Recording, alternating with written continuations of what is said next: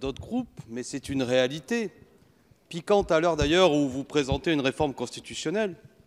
Mais la vérité, chers amis et collègues de République En Marche, elle est dans ce que vous faites. Un refus systématique de débattre de quelconque projet de loi quand il ne vient pas de vous. Et ça devient insupportable.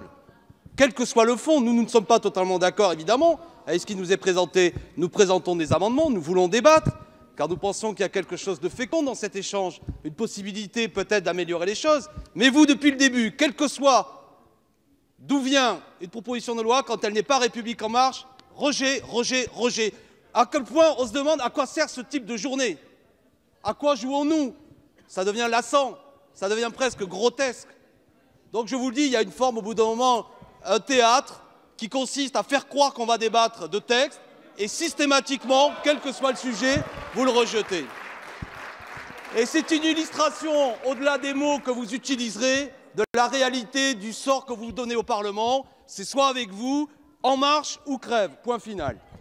Pour le fond, il y avait beaucoup de choses à dire, et notamment l'idée d'améliorer le covoiturage, l'idée d'une prise en charge supérieure que nous proposions pour les employeurs pour ce ticket carburant, la possibilité de mettre fin à toutes ces distances entre le domicile et le travail.